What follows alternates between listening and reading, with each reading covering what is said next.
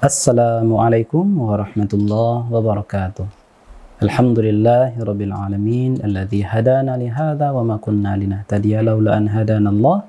Asyhadu an la ilaha illallah wahdahu la syarikalah wa asyhadu anna Muhammadan abduhu wa rasuluhu la nabiyya ba'dah. Sahabat Durmi yang dirahmati oleh Allah Subhanahu wa taala, kita masih bertemu dalam kajian adab tentang salat berjamaah, khususnya adab kita sebagai makmum. Jadi karena makmum ini jauh lebih banyak daripada imam, maka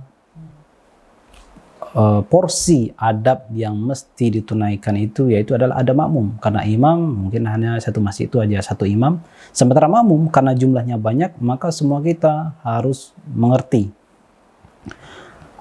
Terkait dengan shaf, apabila kita ingin membuat shaf yang kedua, kita harus pastikan bahwa shaf pertama sudah full, sudah penuh. Misalnya kita sholat di masjid, kita datang, ternyata shaf pertama sudah penuh. Kita harus berada pada shaf yang kedua.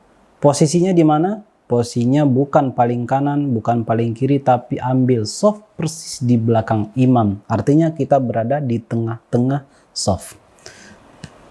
Ada hal yang menarik kita perhatikan dalam hal ini adalah, bolehkah seseorang yang datang di shaf kedua itu mengajak orang yang berada di shaf pertama untuk mundur, untuk menemani dia? Itu boleh dilakukan dan sudah tercantum dalam kitab-kitab fikih. Supaya apa? Supaya untuk menemani dia dan terbentuklah shaf. Antara ada dua orang yang menemani dia dan temannya. Bagaimana cara menarik orang yang berada di shaf pertama itu? Ya tentunya bukan dipukul, bukan ditabok, tapi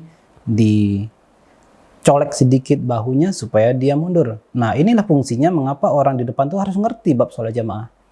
Kalau dia tidak mengerti, dia sudah dicolek, dia nggak mau mundur. Kalau orang mengerti, dia colek, pasti dia mengerti bahwa ada teman atau rekannya yang memanggil dia untuk ke belakang menemani. Dan tentunya hal ini, jika orang yang berada di shaf baru yang sendiri itu yakin atau menduga bahwa tidak ada lagi jamaah yang akan datang berikutnya. Ini biasanya apabila seseorang berada masih momen-momen rokaat-rokaat awal, rokaat pertama, rokaat kedua, karena masih ada rokaat sisa dan masih ada potensi ada jamaah baru yang datang.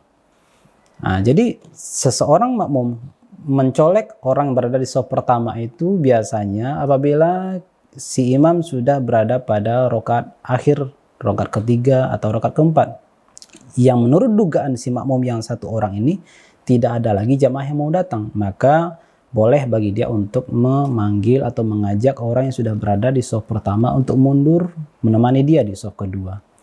Lalu bagaimana apabila orang yang berada di shaf pertama sudah ditarik ke belakang dan dia menemani si fulan yang berada di shaf kedua? Lalu ternyata datang orang ketiga, apakah orang yang tadi mundur itu boleh maju atau tidak? Tidak perlu maju, dia tetap berada di shaf itu, tetap menemani si fulan. Jadi akhirnya dia bertiga, tanpa mengurangi fadilah perolehan shaf pertama bagi seorang tadi. Maka jangan khawatir apabila kita dicolek oleh teman kita untuk mundur. Maka mundurlah kita demi menemani dia, tanpa mengurangi pahala atau fadilah kita berada pada shaf pertama. Itu yang penting kita ketahui sahabat Rumi semuanya, bahwa ternyata ibadah sholat berjamaah itu adalah ibadah kita memperhatikan kebersamaan. Tidak hanya kebersamaan kita dalam shaf pertama, ternyata jika ada orang yang butuh kebersamaan, butuh orang ditemani, maka kita temani dia.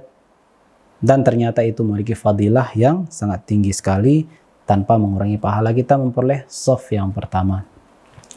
Itulah yang dapat kita sampaikan pada bab mengisi shaf pertama. Harus penuh dulu shaf pertama, baru kita boleh mengisi shaf kedua, dan persis di belakang imam, bukan di samping kanan, bukan paling kiri, tidak. Wallahu ta'ala a'lam. Assalamualaikum warahmatullahi wabarakatuh.